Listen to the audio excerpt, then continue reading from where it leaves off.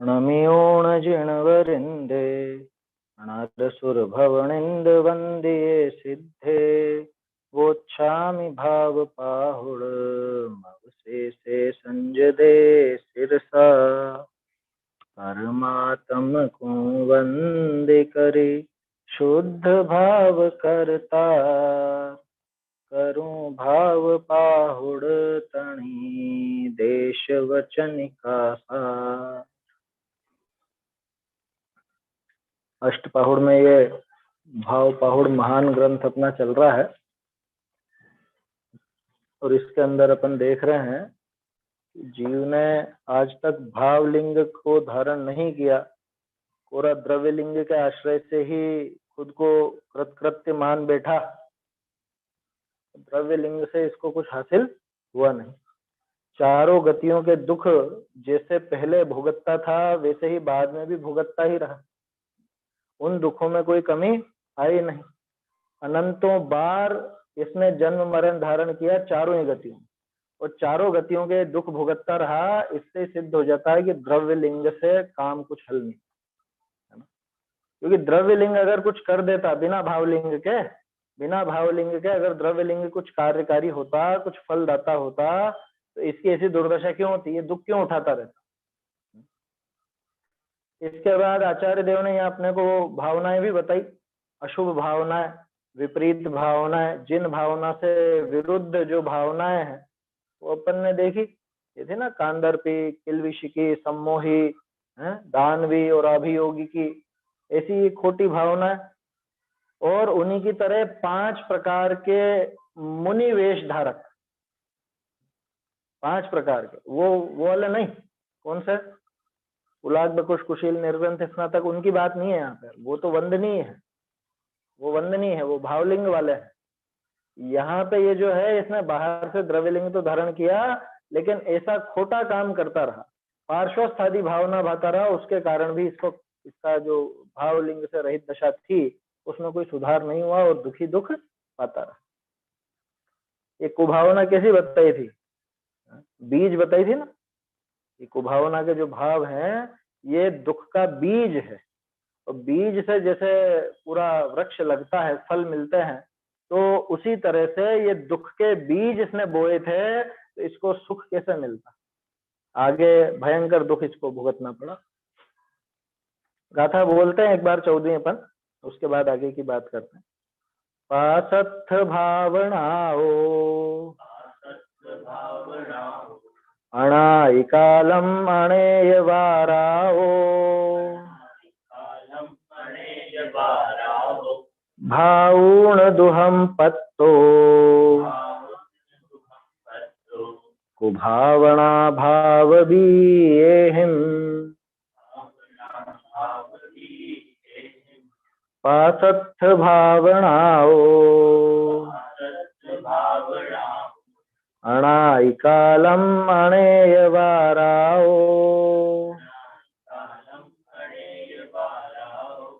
भाऊण दुहम पत्तो कुभावना भाव बीएहिम पार्श्वस्थ आदि कुभावनाएं भव दुखों की बीज जो भाकर उन्हें दुख विविध पाए विविध बार अनादि से। विविध दुख विविध बार अनादि काल से ये दुख उठाता। क्यों? पार्श्वस्थ आदि भावना। देखो यहाँ पे ये जो पार्श्वस्थ आदि भावनाओं का वर्णन करा ना, एक एक लाइन में कर दिया यहाँ पे जयचंद जी ने। मुनि कहलाया वस्तिका बांध कर आजीविका आदि करे ना, ऐसा ही वर्णन एक स्थान पर और है। मैं आप लोगों को यहाँ दिखाता हूँ, इसमें से पढ़ता हूँ।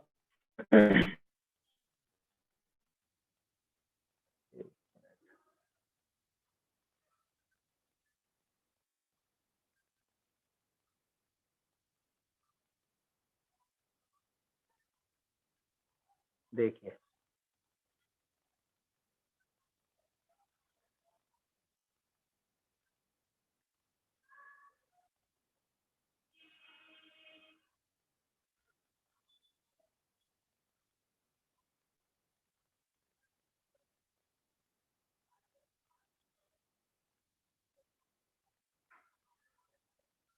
ये असल में जो श्रुत सागर जी की टीका है,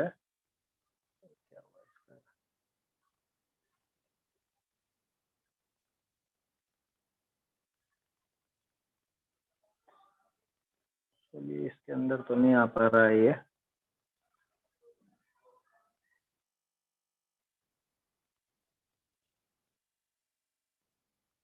मैं पढ़ देता हूँ इसमें से ही, ना, सुनिएगा ध्यान से।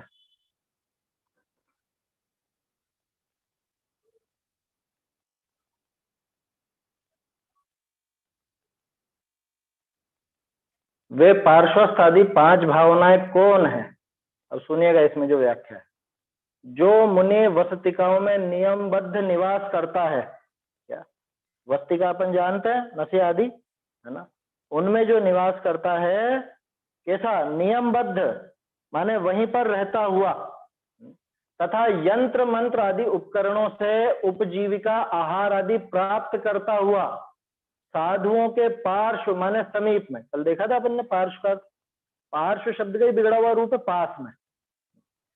जो मुनि वस्तिकाओं में नियमबद्ध निवास करता है तथा यंत्र मंत्र आदि उपकरणों से उपजीविका आहार आदि प्राप्त करता हुआ, तरह तरह की योजनाएं बनाकर या तरह तरह की विद्याएं दिखाकर लोगों को, होता है ना, वो उनसे वास्तु लेकर के आएंगे, उनसे नक्शा पास कराए, किनसे? महाराज से नक्शा पास कराए, मकान बनवा रहे हैं उसका महाराज नक्शा पास करेंगे, या वो कुछ मंत्र दे देंगे जो उस मंत्र से हमारी फैक्ट्री वगैरह सब अच्छे चलने लग जाएगी, है? उपजीविका आहार आदि प्राप्त करता हुआ साधुओं के पार्श्व में स्थित रहता, वो पार्श्वस्थ है। रहता तो साधुओं के पास ही है, इसने मुनिवेश ही धारण कर रखा, रहता साधुओं के पास, लेकिन ऐसे सब काम करता, उसको कहते हैं पार्श्वस्थ। पास में स्थित, क्रोध आदि कषायों से जिसकी आत्मा कलुषित है, जो व्रत गुण और शील से रहित है तथा मुनि संग की अभिनय करता है, मुनि संग की अभिनय करता है, कैसे? अहंकार वश उद्दंड आचरण करता है, वह कुशील कहलाता है। शील माने चारित्र, आचरण, और खोटा खोटा आचरण है बिल्कुल, इस संग से विरुद्ध जा रहा है, व्रत गुण शील कुछ भी नहीं है, न व्रतों को मूल रूप से जो व्रत है उन व्रतों का पालन नहीं करता, उन व्रतों की रक्षा के लिए जो उसके शील व्रत है उनका भी पालन नहीं करता, तो संघ से विरुद्ध बात करता है, संघ से विरुद्ध जाता है, संघ की नीति के खिलाफ जाता है, वो कुशील। जो वेद्यक मंत्र और ज्योतिष द्वारा उपजीविका करता है तथा राजा आदि की सेवा करता है, अधिकतर उनके संपर्क में रहता है, वह संसक्त कहलाता। संसक्त कल भी अपन ने देखा था, और राजा आदि की सेवा माना वो कोई भी आकर के इनको नमस्कार कर दे और बस उसके पक्ष में बोलने लग जाए, उसका प्रमोशन करने लग जाए, एक तरह से वो आके इनको ढोक देता है तो बस उसकी पार्टी की जयकारे लगवा लेंगे। या फिर वेद्यक मंत्र और ज्योतिष द्वारा उपजीविका करता है, उपजीविका का अर्थ वही आजीविका यानी उपजीविका। अब आजीविका यहाँ रुपए पैसे की नहीं है, खाने पीने की है, नाम बढ़ाई की है, अपना कुछ बनवाना हो या कुछ भी इस तरह का वो है, वो सारी चीजें। और पैसे का भी होता है सिस्टम, वो अलग से खाते चलते हैं किसी और के नाम से, उसमें डलवा दिए जाते हैं पैसे। जो वेद्यक मंत्र ज्योतिष द्वारा, है ना, ये उपजीविका करे, कोई मंत्र बता देवे, ज्योतिष वगैरह बता दे, वास्तु सुधरवा देवे, इधर से तोड़ दो इधर बना लो, उधर से फोड़ दो इधर बना लो, ये सारे काम कर। लोगों को कुछ ना कुछ व्यस्त रहने के लिए काम चाहिए ना, तो वो मन तो लगता है नहीं, आत्म साधना में, आत्म ध्यान में मन नहीं लगता तो क्या करे, ऐसी हरकतें करते हैं। फिर 5 साल पहले ये बनाया था, एक काम करो, अब नई डिजाइन आएगी, इसको तोड़ो नया बनाओ, फिर 5 साल बाद फिर दूसरा टूट के बन रहा है ना, कितनी बड़ी सारी बन रही है 5 स्टार होटल जैसी अच्छी भली जो बनी हुई थी उसको धर्मशाला को तोड़ कर ये बनवा दो, नीचे का वो बेसमेंट तोड़ कर और पूरा इतना बड़ा करवा दो। वहां कितना पानी घुसेगा और कितने जीवों का घात होगा और कितना वहां पे लोगों को कितने वहां पे दर्शन आदि में बाधा हो रही है या कैसी विचित्रता, उस पर बिल्कुल ध्यान नहीं देता। अधिकतर उनके संपर्क में रहता, वो संसक्त कहलाता। और देखो खास चीज तो यह है, जो जिन वचन जैन शास्त्रों से अनभिज्ञ है, जानता ही नहीं क्या लिखा है, और चारित्र का भार छोड़ करके जो ज्ञान और चारित्र से भ्रष्ट हो चुका है, और क्रियाओं के करने में आलसी रहता है वह अवसन्न कहा जाता है। इसमें भी आई थी ना ये बात, अवसन्न जिन सूत्र से प्रतिकूल, चारित्र से भ्रष्ट, आलसी। यहाँ भी यही है, जिन वचन माने जैन शास्त्रों से बिल्कुल अनभिज्ञ, न पढ़ना न पढ़ाना न पढ़ने की प्रेरणा देना, बाकी सब काम करा लो, दुनिया भर के काम करा लो, गुंडागर्दी करवा लो, लेकिन पढ़ने पढ़ाने की या अध्ययन की प्रेरणा ही नहीं देना। बताओ, श्रावक के प्रमुख कर्तव्यों में से एक है स्वाध्याय, और स्वाध्याय की खुले मंच से कौन घोषणा करता है आज की कि भैया स्वाध्याय करा करो? नियम कौन दिलाता है स्वाध्याय का? स्वाध्याय का नियम दिलावे तो इनको रोटी पानी कैसे मिले? चक्कर ये है ना, दुकान चले कैसे अगर स्वाध्याय की प्रेरणा दे देगा। जो जिन वचन जैन शास्त्रों से अनभिज्ञ है, चारित्र का भार छोड़ के जो ज्ञान और चारित्र से भ्रष्ट हो चुका है तथा क्रियाओं के करने में आलसी रहता। क्रियाएं कौन सी? जो उनके लायक है, उनकी भूमिका के लायक है ना, उनकी भूमिका के लायक जो क्रियाएं हैं उन क्रियाओं के करने में जो आलसी रहता है उसको कहते हैं अवसन्न। और जो गुरुकुल को छोड़कर, गुरुकुल का अर्थ यहाँ पे संघ है ना, संघ को छोड़कर अकेला विहार करता है तथा जिनेन्द्र देव के वचनों में दोष लगाता है वह मृग चारित्र अथवा स्वच्छंद कहलाता है। मृगचारी आया था ना यहाँ पे, हिरण जैसा है ये, कूदता फांदता इधर उधर दौड़ता है, ये साथ में नहीं रहता, ऐसा स्वच्छंद कहलाता है। ये 5 प्रकार के मुनि, खास बात तो अब है 5 प्रकार तो अपन ने कल भी पढ़ लिया था, इसमें जो लिखा है वो बता। ये 5 प्रकार के मुनि जिन धर्म से बाह्य है, लो मुनि वेश धारण कर रखा, लेकिन ये कह रहे हैं कि जिन धर्म से बाह्य है अतः वंदना करने के योग्य नहीं है। बताओ, नमस्कार करने के लायक भी नहीं है। जिन धर्म के उपकार के लिए इन्हें कार्यवश कुछ भी नहीं देना चाहिए, क्योंकि भ्रष्ट मुनियों को आहार आदि देने तथा उनकी भक्ति वंदना आदि करने से जिन धर्म का अपवाद होता है। ये बताओ किसमें से पढ़ रहा हूं मैं? श्रुत सागर सूरी की टीका है, उसमें इतना लिखा है कि जिन धर्म के उपकार के लिए, बहुत से सोचते हैं अरे देखो कैसे भी हो, है तो जैन ही, क्या बहुत से इस तरह की बात करते हैं, है तो जैन ही, अच्छा नहीं लगेगा अपन अपना अपना अपना ये तो जैन पना देख के, साधर्मी पना देख के दे दे। यहाँ कह रहे हैं कि भ्रष्ट मुनियों को आहार आदि देने और उनकी भक्ति वंदना आदि करने से जिन धर्म का अपवाद होता है। गजब, जिन धर्म के उपकार के लिए भी कार्यवश इनको नहीं देना कुछ भी, ये उन्होंने लिखा। इन 5 प्रकार के मुनियों से संबंध रखने वाली पार्श्वस्थ आदि भावनाएं हैं। इस जीव ने अनादि काल से अनंतों बार इनकी भावना की है तथा उनके फलस्वरूप बहुत दुख प्राप्त किया, ये इसमें लिखा है। देखो संस्कृत का आपको सुनाता हूं मैं इसका, परिलप्यते स्वच्छंदितिवा है ना, मृगचारी का था। एते पंच श्रमणा जिन धर्म बाह्या न वंदनीया, कि जिन धर्म से बाहर है वंदनीय नहीं है, किसी भी तरह से वंदनीय नहीं है, नमस्कार करने लायक नहीं, अगर इतनी विपरीत प्रवृत्ति है। तेषाम कार्यवशात किमपि न देयम, जिन धर्म उपकारार्थम इति, जिन धर्म के उपकार के लिए भी कार्यवश इनको कुछ भी नहीं देना चाहिए।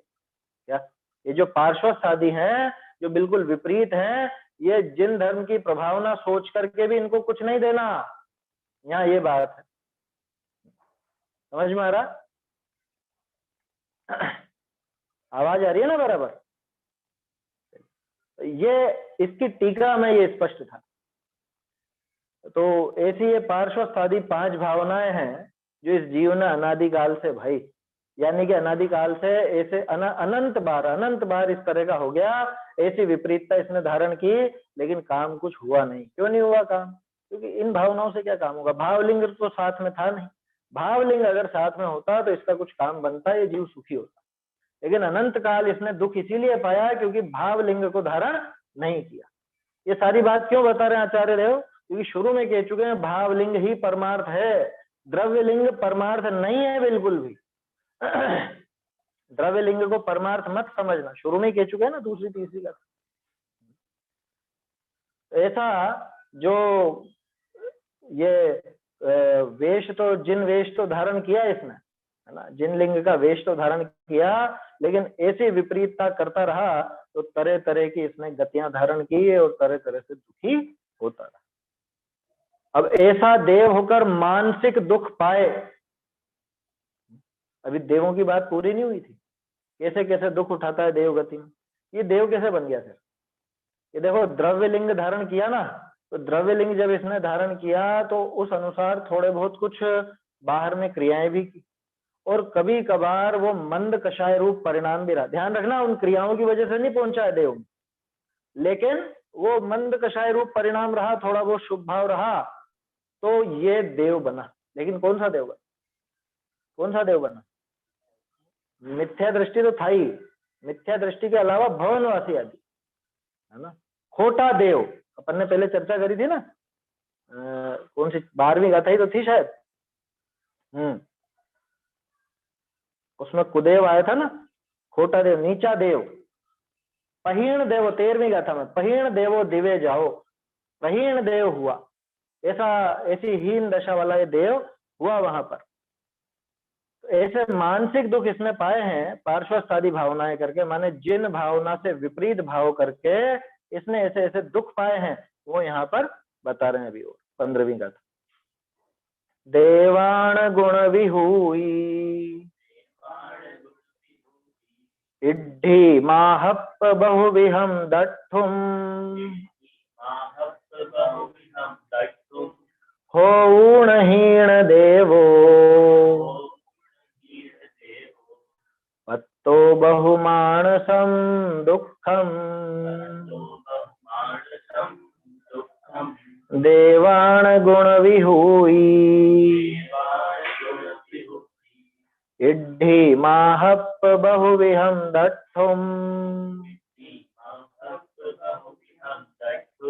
होऊणहीण देवो पत्तो बहुमानसं दुःखम निजहीनता और विभूति गुण रिद्धि महिमा अन्य की लख मानसिक संताप हो है यह अवस्था देव की।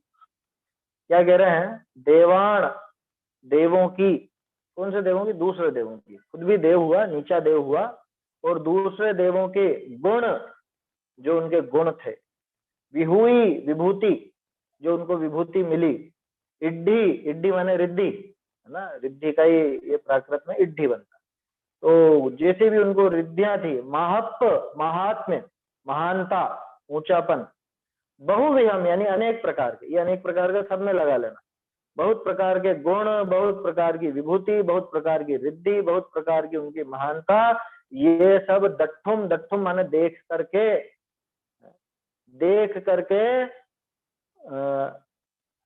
हीन देवो, होऊण हीन देवो, हीन देव होकर के, और इन सबको देख करके बहुमानसम दुखम पत्तो, बहुत मानसिक दुख को तू प्राप्त हुआ। सरल है प्राकृत, है ना, कोई कठिन नहीं है।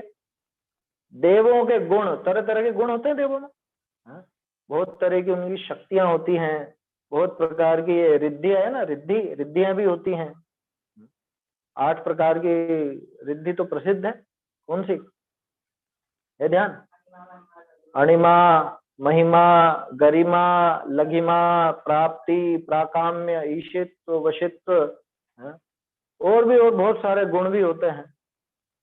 वो किसी से बाधा नहीं पाते हैं, अबाधित रहते हैं, या किसी को वश में, तो फिर वो वशित्व वाली बात आई जाती है। 8 तो प्रसिद्ध है। अच्छा, गजब की बात है, ये 8 है ना, ये अन्य में भी मानी जाती, अन्य मत वाले भी देवों में ऐसी रिद्धि मानते है ना, उनमें भी मानी जाती। तो खैर यहाँ से पढ़ पढ़ करके जैसा कुछ भी मिला होगा तो वो उन्होंने वैसा भी लिख दिया होगा। तो देवों के गुण, विभूति, रिद्धियां, तरह तरह की, तो विभूति कितनी होती है देवों के पास, कैसे तो विमान, और कैसा उनका परिवार, पूरे परिजन कैसे, कितने उनके नौकर चाकर, वो सब रहते हैं। वहां भी नौकर चाकर के, हाँ, ये नीचे देव रहते हैं, वो नौकर चाकर उनके कम रहते हैं, उसमें क्या है? अरे भाई सीधा सा है, 1 करोड़पति के घर पे भी बर्तन होते हैं और एक कंगाल के घर पे भी बर्तन होते हैं, लेकिन दोनों के बर्तनों में अंतर होता है कि नहीं होता? दोनों के कपड़ों में अंतर होता है कि नहीं? बस वैसे समझना, देवों में भी वैसी व्यवस्था है। हाँ, बस वहां पे शारीरिक तकलीफ कुछ नहीं है, यहाँ शारीरिक तकलीफ बहुत हो सकती है, वहां कोई झगड़े टंटे नहीं है, यहाँ झगड़े टंटे बहुत है, आया समझ। लेकिन मानसिक दुख कदाचित यहाँ से ज्यादा ही है। क्यों? क्योंकि यहाँ तो जिनवाणी के अभ्यास, खैर जिनवाणी का अभ्यास तो वहां वाले भी करते हैं, तो वो भी शांत रहते हैं। मिथ्या दृष्टि भी सम्यक तो प्राप्त करने के लिए तो करेगा ना, उसमें क्या समस्या है ना। तो कहने का अर्थ ये है, ये तो व्यंतरों के काम है, ये कौतुक करना और ये सारी चीजें, ये तो व्यंतरों के काम है, आया समझ।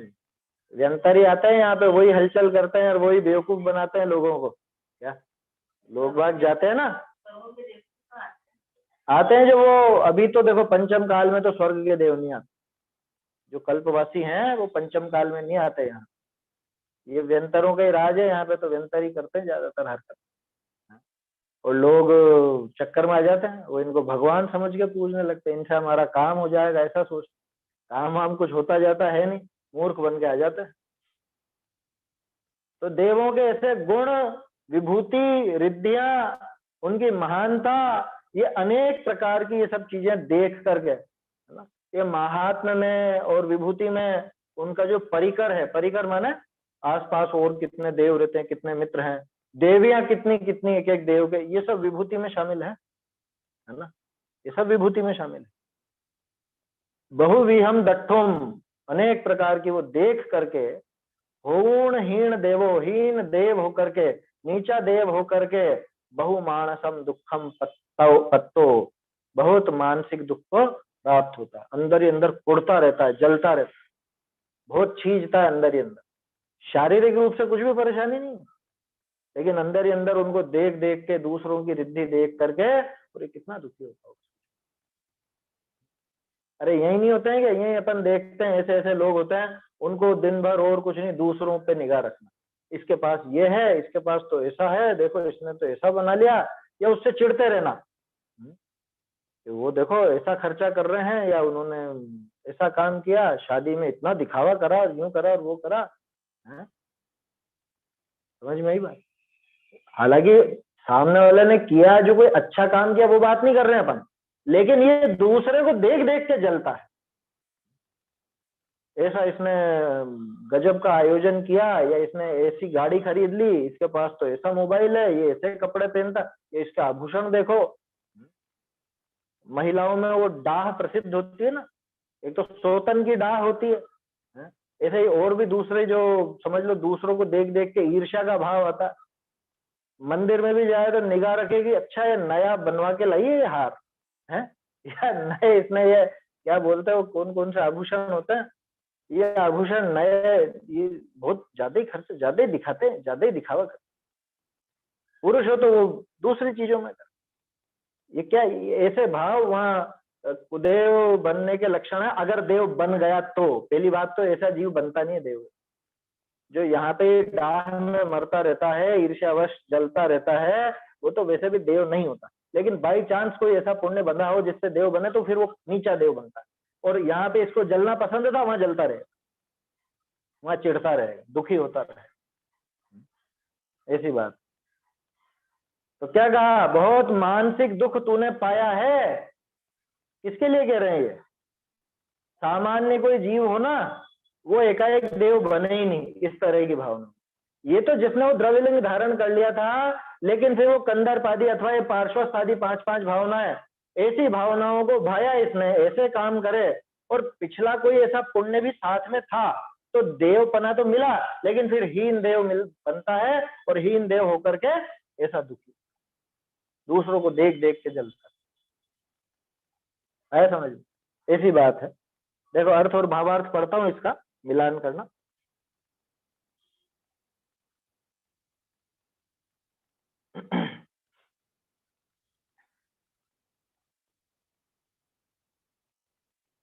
हे जीव, तू हीन देव होए करी, अन्य महर्धिक देवनी की गुण, विभूति, रिद्धि का महात्म्य बहुत प्रकार देख करी, बहुत मानसिक दुख को प्राप्त भया।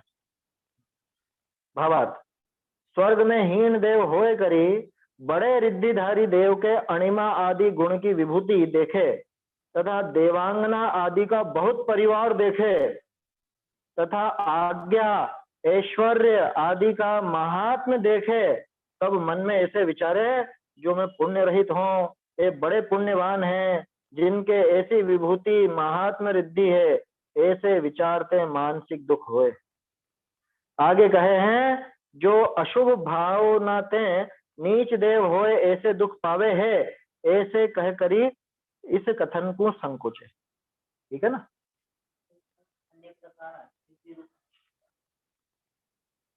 रिद्धि रूप अनेक प्रकार ही था, अनेक प्रकार बोला था ना मैंने, बहुत प्रकार बोलाऊंगा है, तो बहुत प्रकार का महात्म देखकर, एक ही बात है वो, तो बहुत प्रकार से देख करके बहुत मानसिक दुख को प्राप्त हुआ, हीन देव हुआ और ऐसे ऐसे तूने ये सब भाव धारण किए, और दूसरों को देख देख कर ही दुखी होता रहा, परेशान। देखो भावार्थ, स्वर्ग में हीन देव होकर बड़े रिद्धिधारी देव के, रिद्धियां तो सभी के पास होती, लेकिन कोई बड़ा रिद्धिधारी होता है, उसके पास विशेष रिद्धियां है ना, जिसके पास ज्यादा रिद्धियां उसी को ऊंचा माना जाता है। वहां यहाँ पे भी तो ऐसा ही है, जिसके पास ज्यादा संपदा वो ज्यादा ऊंचा कहलाता है। वैसे ही वहां पे जिसके पास ज्यादा संपदा, संपदा का अर्थ वहां पे ये परिकर कैसा है उनका, गुण कैसे, विभूति कैसी, रिद्धियां कैसी, जिसके पास ज्यादा वो बड़ा। उनके अणिमादि गुण की विभूति देखे, ये मालूम है अणिमादि गुण मालूम है कैसे, नहीं मालूम? देखो बताता हूँ। अणिमा, अणिमा माने अणु जैसा छोटा, अपने शरीर को चाहे जितना छोटा कर ले उसको कहते हैं अणिमा। महिमा बहुत बड़ा कर ले, आया समझ में? वो अलग है, वो विक्रिया रिद्धि थी। विष्णु कुमार मुनिराज की, वो विष्णु कुमार जी की तो विक्रिया रिद्धि थी, है ना। इनका तो शरीर ही वैक्रिक है, समझ में ही बात। मनुष्य आमतौर पे ऐसा नहीं कर सकता, उसको विक्रिया रिद्धि मिले तो कर पाता है, इनका तो शरीर ही वैक्रिक है, तो चाहे जितना छोटा बना ले, चाहे जितना बड़ा बना ले, चींटी से भी छोटा हो जाए, और उधर कौन सा सबसे बड़ा समझ में आता है आपको, डायनासोर वगैरह, उससे भी बड़ा हो जाए, हाँ महामत्स्य से भी बड़ा हो जाए, चाहे जैसा कर लेना, उसमें कोई बड़ी बात, इतना बड़ा आकार बना ले। ये होती है महिमा, बड़ा करने की तो महिमा, छोटा करने की अणिमा। फिर है लघिमा, नहीं लघिमा में होता है हल्का, है ना, बिल्कुल हल्का कर ले शरीर, एकदम वजन ही नहीं, कुछ भी वजन नहीं, है ना। और फिर है गरिमा, गरिमा में चाहे जितना भारी कर ले, इतना भारी कि दूसरों से हिले ही नहीं, कुछ भी कर ले। तो अणिमा में छोटा, महिमा में बड़ा, लघिमा में हल्का, गरिमा में भारी। प्राप्ति, प्राप्ति माने कुछ भी वस्तु चाहिए खट से यहाँ प्राप्त हो गई, है ना, वो बहुत दूर दिख रही है, वहां से एकदम से यहाँ पे बुला ली, यहाँ पे प्राप्त हो गई, तो प्राप्ति। प्राकाम्य, प्राकाम्य माने इच्छा, चाहे इच्छा जैसा रूप बना ले, मर्जी पड़े जैसा, उसको प्राकाम्य कहते हैं। तरह तरह का, चाहे जैसा, चाहे तो शेर बन जाए, चाहे तो हाथी बन जाए, चाहे कुछ कुछ भी बन जाए, ऐसा उद्गल टाइप, कुछ भी आकार धारण कर। ईशित्व, ईशपना, आज्ञा चलती हो, दूसरों पे तो चलती है। वशित्व, दूसरों को वश में कर ले, जीवों को, दूसरे जो कमजोर आत्मिक शक्ति वाले जीव होते हैं उनके ऊपर वश चल जाता है इनका थोड़ा, तो वशित्व।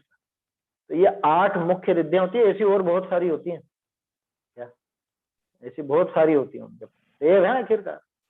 ये 8 तो मुख्य है। रिद्धि और विक्रिया में क्या फर्क है? विक्रिया तो देखो, ये रिद्धि तो उनको स्वभाव से मिली है ना, वैक्रिक शरीर होने की वजह से ये चीजें तो उनके शरीर में बाय डिफॉल्ट है ही सही। और विक्रिया रिद्धि होती है, विक्रिया रिद्धि तो मनुष्य को प्राप्त होती है। जिस मनुष्य के पास विक्रिया रिद्धि हो वो विक्रिया कर सकता है, माने तरह तरह का आकार, तरह के रूप वगैरह बना सकता है। माने शरीर उधारी की है, लेकिन वैक्रिक जैसा काम करने की सामर्थ्य इसमें भी आती है।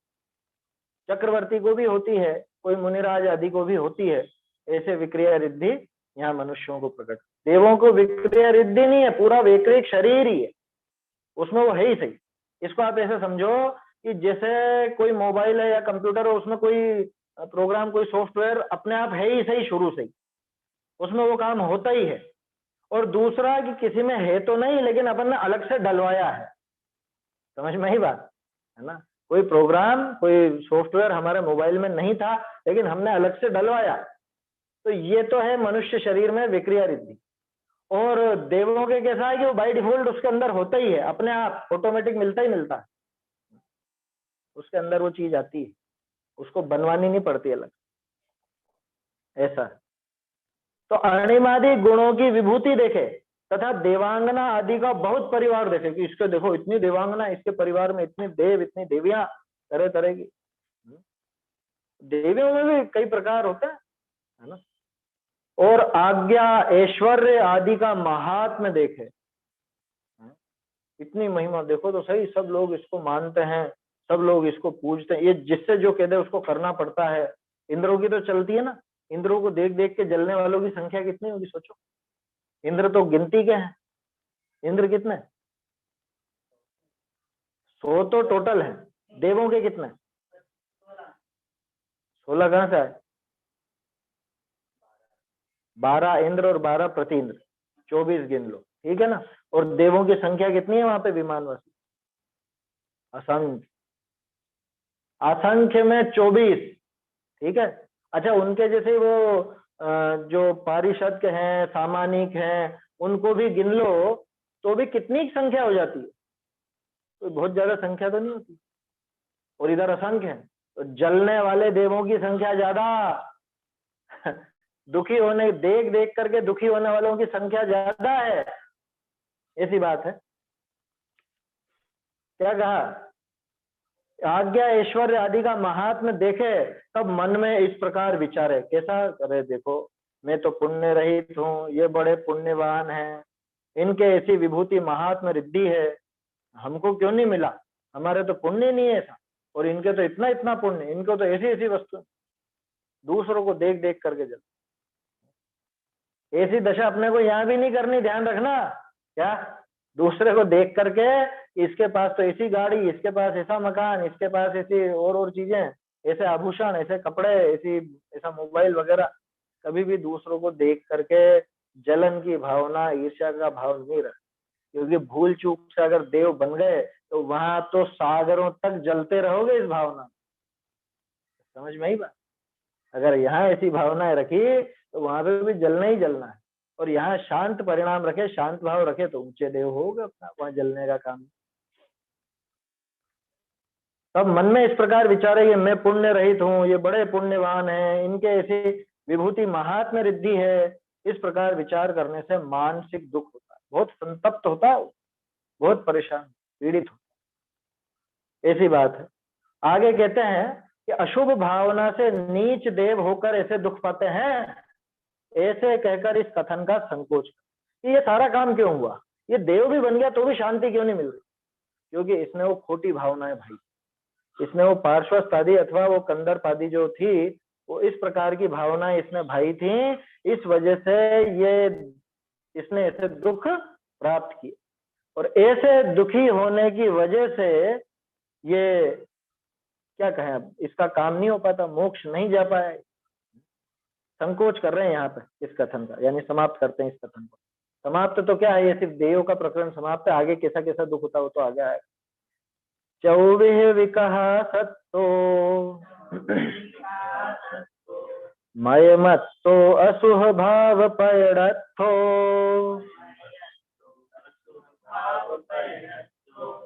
होण कुदेवत्तम पत्तोसी अणेय वाराओ 24 विकहा सत्तो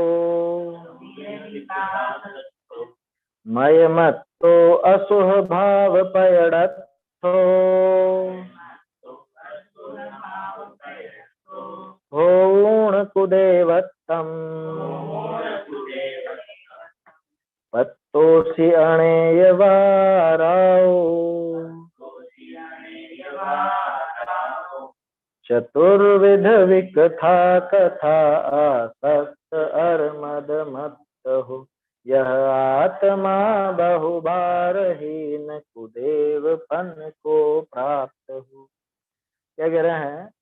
चौविह चतुर्विध, 4 प्रकार, विकहा सत्तो, विकथाओं में आसक्त। 4 प्रकार की विकथाएं तो ध्यान है,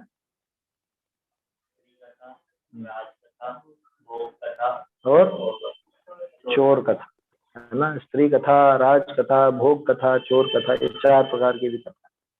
सारी दुनिया की विकथाएं इसमें आ जाती हैं, दुनिया भर की बातें इनमें आ जाती हैं इन चारों।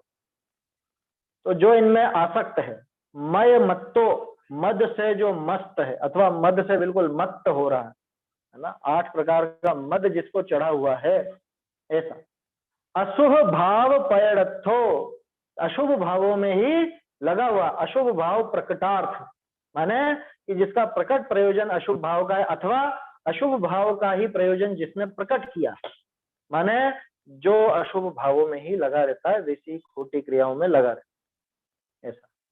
होण कुदेवत्तम, कुदेवत्तम, कुदेवपना, होण, होण यानी होकर के, ठीक है ना? थोड़ी थोड़ी समझ में आने लगी होगी ना। दट्ठुम, दट्ठुम, होण, ये सब क्या है? हो करके, करके वाला अर्थ इनमें। होण कुदेवत्तम, कुदेवपना हो करके, पत्तोसी अणे वाराओ, अनेक बार तूने ये प्राप्त किया, अनेक बार तूने कुदेवपना प्राप्त किया। ये 4 प्रकार की विकथाओं में लग करके, अशुभ भाव में लग करके, तो 4 प्रकार की विकथाओं में लगने वाले को देवपना मिल जाता है क्या? प्रकरण किसका चल रहा है? द्रव्यलिंगी मुनि का। तो वहां पे थोड़े बहुत जो शुभ भाव किए थे, मंद कषाय भाव हुए थे, उनके फल में अगर अगर देवपना मिला तो वो कुदेव होता है। यहाँ गृहस्थ में रहता हुआ ऐसे पापों में लगा रहे तो उस जीव को देवपना मिल जाए, संभव नहीं। समझ में आ रही बात? नहीं तो कोई सोचे देखो देखो विकथा में भी तो देव बन रहा है, विकथा करता हुआ, मद मस्त रहता हुआ, अशुभ भाव में लगा हुआ भी देवपना मिल रहा है, इससे बढ़िया और क्या चाहिए? मन मर्जी की बातें लड़ाओ, गप्पे लड़ाओ और देव बन जाओ। ऐसा नहीं होता। ये तो जिसने द्रव्यलिंग धारण किया, और द्रव्यलिंग धारण तो किया लेकिन उसमें भी खोटे भाव छूटे नहीं, तो वहां पे जो थोड़े बहुत शुभ भाव थे पहले के, उसकी वजह से देवपना तो मिला, लेकिन साथ में इन अशुभ भावों की वजह से इसको कुदेवपना, खोटा देवपना यहाँ पे प्राप्त। देखो क्या कह रहे हैं? हे जीव, तू 4 प्रकार विकथा विषय आसक्त भया आसता, 4 प्रकार के, चलो पहले पढ़ लेता है। आसक्त भया सता मद करी माता, अशुभ भावना ही का है प्रकट प्रयोजन जाके, ऐसा होए करी अनेक बार कुदेवपणा को प्राप्त भया, अनेक बार कुदेवपणा प्राप्त। भावार्थ, स्त्री कथा, भोजन कथा, चोर कथा, राज कथा, ऐसी 4 विकथा 3 विषय परिणाम आसक्त होए लगाया, तथा जाति आदि 8 मद करी मत भया, ऐसे अशुभ भावना ही का प्रयोजन धारी और अनेक बार नीच देवपणा को प्राप्त भया, कहा मानसिक दुख पाया। यहाँ ये विशेष जानना, गाथा, तो विकटाधिक, गाथा नंबर कौन सा है? 16वीं चल रही है ना, 16वीं गाथा है। हाँ, अच्छा, ठीक। ऐसे अशुभ भावना ही का प्रयोजन धारी और अनेक बार नीच देवपणा को प्राप्त भया, तहा मानसिक दुख पाया। यहाँ ये विशेष जानना, जो विकथाधिक करी तो नीच देव भी न होए, परंतु यहाँ मुनि को उपदेश है, आगे ना बात। सो मुनि पद धारी किछु तपस्चरण आदि भी करे, और ऐसे भेष में विकथाधिक में रमे में रत होए, तब नीच देव होए है, ऐसा जान। आगे कहे हैं, ऐसे कुदेव योनि पाए, कहाँ ते चय जो मनुष्य तिर्यंच होए, कहाँ गर्भ में आवे, ताकि ऐसी व्यवस्था है।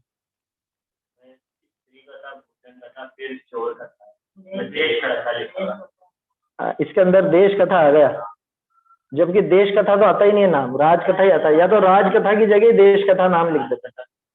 हाँ, राज कथा आगे दिया ना, चोर कथा आएगा यहाँ पे, और बाकी जगह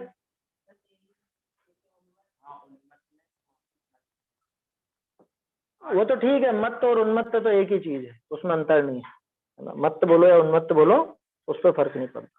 और नीचे मतलब ऐसे वेश में भी अधिक में रखो तब नीचे होता है, ऐसे नहीं आता वेश के बोले भावार्थ में मुनि पद धारण कर और वेश में, ठीक है, वो ऐसे छूट गया होगा, ऐसे में तो कोई इतना फर्क नहीं पड़ रहा। और तो ठीक है। यहाँ पे देश कथा के स्थान पे चोर कथा, देश की जगह चोर कर लो, उसमें हो जाएगा।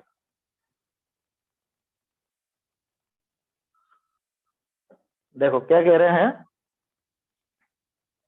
हे जीव तू 4 प्रकार की विकथा में आसक्त होकर जब मुनि को ऐसा उपदेश है तो सोचो, मुनि तो वहां पे मान लो जो थोड़ा बहुत उसने शुभ भाव भी किए होंगे तो उसके फल में वो देव बन रहा है, और अगर श्रावक विकथाओं में आसक्त रहेगा तो इसके तो वैसे शुभ भाव भी नहीं दिख रहे। क्या है विकथा? ये है तो सही, नाम आते, अरे नाम से क्या मतलब है क्या ये? दिन भर जो आप अखबार में देखते हो वो सब कौन सी कथा है? वो विकथा नहीं है? टीवी सीरियल फिल्में ये सब विकथा है या नहीं है? अच्छा अब तो चलो जमाना ही बदल गया, सोशल मीडिया का जमाना है, तो आप जो देखते रहते हो उस पर व्हाट्सएप पे फेसबुक पे और जो जो भी चलते हैं, क्या क्या साधन चलते हैं, उन सब में जो भी देखते हैं और ये पसंद आया और ये पसंद नहीं आया और ये भेजना और ये नहीं भेजना, ये सब क्या है? धार्मिक चर्चा के अलावा जो कुछ भी है सोशल मीडिया पे, जो कुछ भी है, सारी की सारी विकथा है। इन चारों में से कुछ ना कुछ है। वो आया समझ? स्त्री कथा, स्त्री कथा में अब स्त्रियां सोचे कि हमें क्या मतलब स्त्री कथा, स्त्रियों के लिए पुरुष की लगा लेना, समझ में ही बात?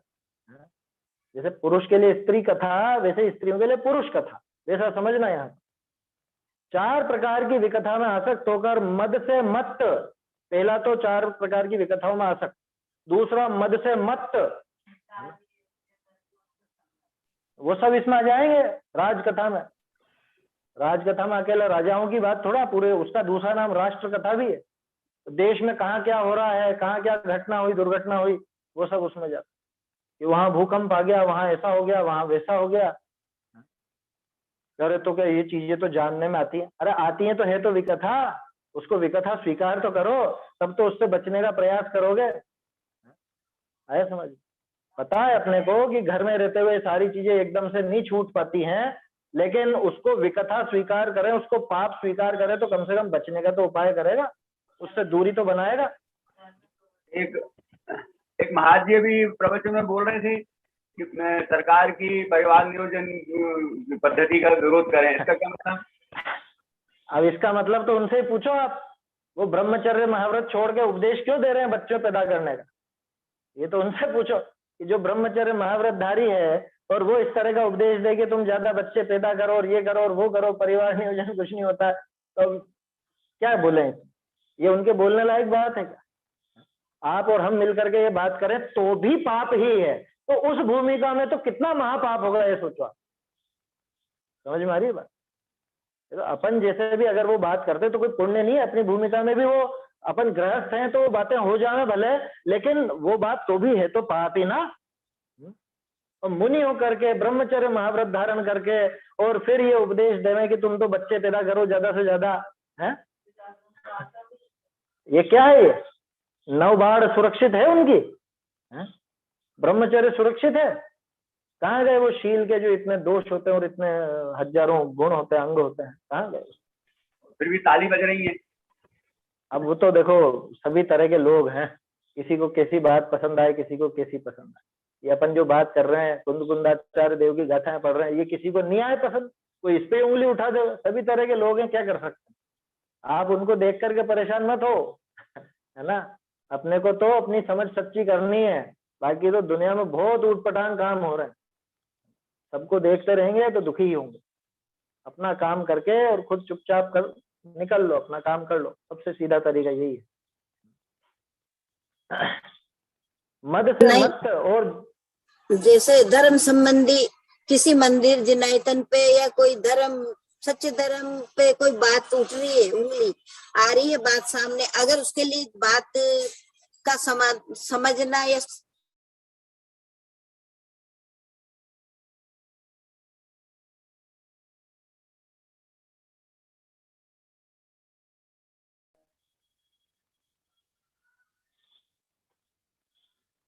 आपकी आवाज रुकी, मेरी आवाज आ रही है क्या आप लोगों को? आ रही है आपकी आवाज। हाँ, आपकी आवाज नहीं आ रही है, बात ही अधूरी रहेगी। हाँ, नेटवर्क चला गया होगा उनका। चलो कोई बात नहीं, यहाँ तो अपन ये इस चीज को समझें। देखो समय हो रहा है अपना। इस 4 प्रकार की विकथा में आसक्त होकर, है ना, मद से मत और जिसके अशुभ भावना का ही प्रकट प्रयोजन है, जिसके स्पष्ट रूप से अशुभ भाव ही है, और मद से बिल्कुल भरा हुआ है, ऐसा घमंड में पड़ा हुआ है कि अपने आगे किसी को कुछ गिनता नहीं है, इस प्रकार होकर अनेक बार कुदेव पने को प्राप्त हुआ। अनेक बार तो कुदेव पने को प्राप्त हुआ, ऐसी खोटी दशा में आकर, ऐसे खोटे काम करके अनेक प्रकार तू विकथा में आसक्त होकर के कुदेव पना को प्राप्त। आवाज नहीं आ रही थी आपकी? नहीं आ रही, आवाज नहीं आ रही। स्पीकर बंद है।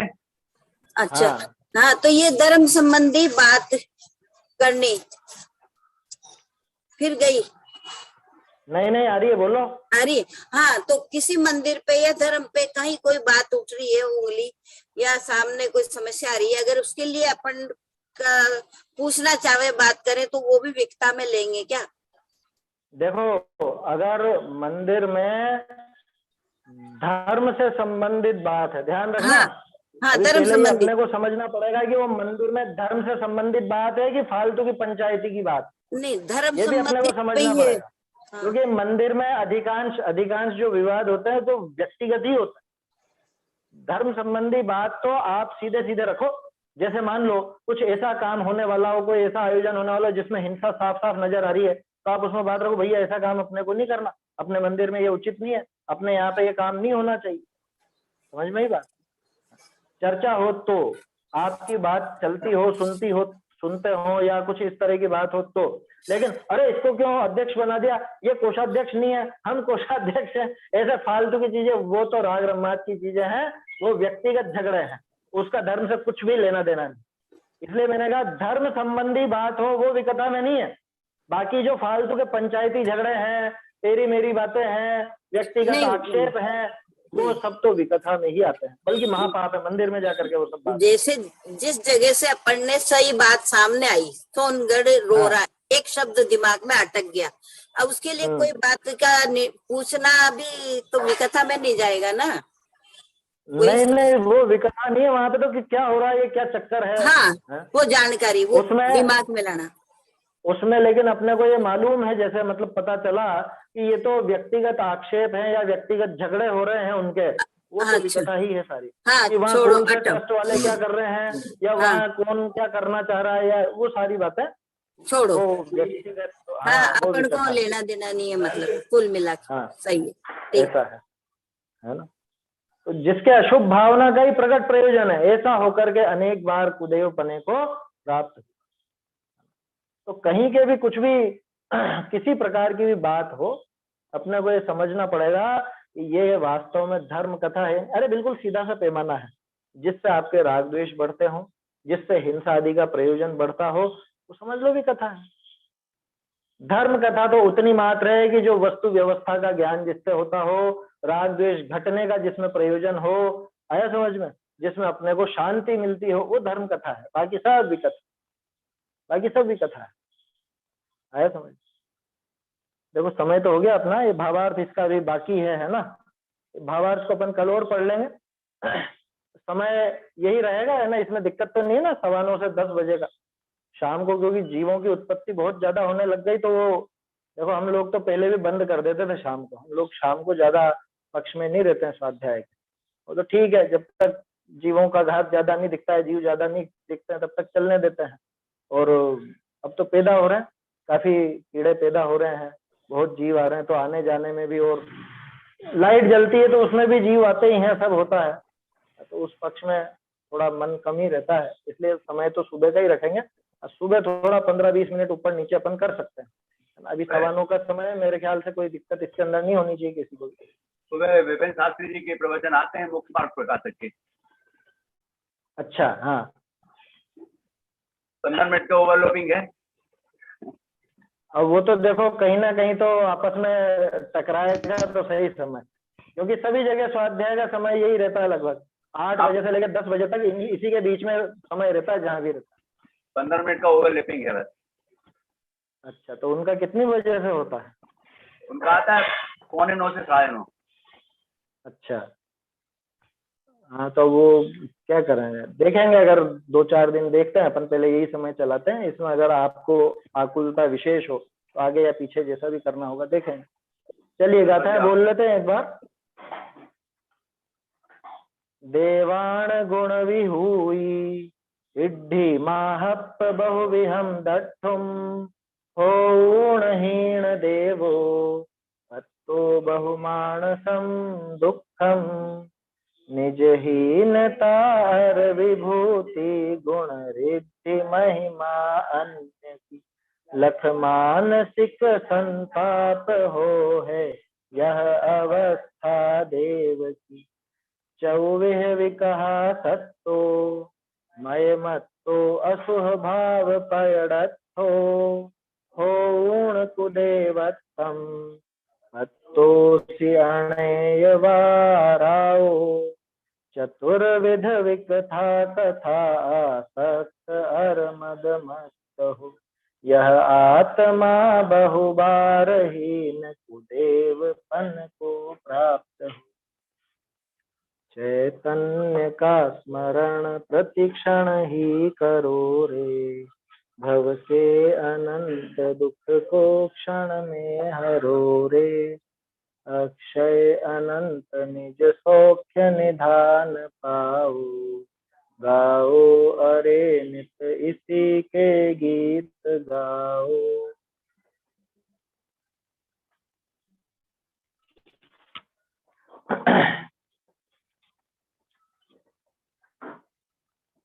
जिनवाणी स्तुति।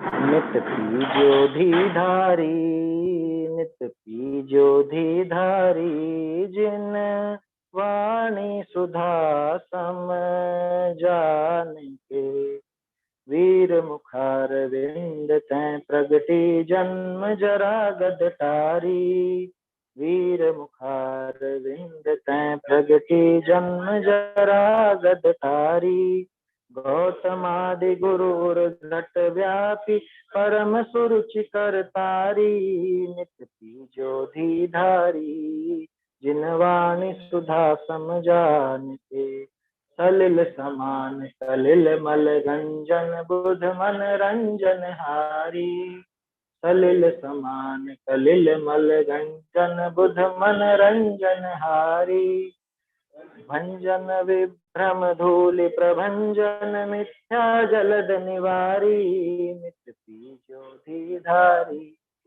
जिन वाणी सुधा सम जान के कल्याणक तरु उपवन धरनी तरनी भव जल तारी कल्याणक तरु उपवन धरनी तरनी भव जल तारी बंध विदारन पैनी छैनी मुक्ति न सैनी सारी नित पीजो धारी जिन वाणी सुधा सम जान के पर स्वरूप प्रकाशन को यह भानु कला अविकारी स्वपर स्वरूप प्रकाशन को यह भानु कला अविकारी मुनि मन कुमुद निमोदन शशिभा शम सुख सुमन सुबारी नित पीजो धारी जिन वाणी सुधा सम जान के जाको सेवत देवत निज पद नशत अविद्या सारी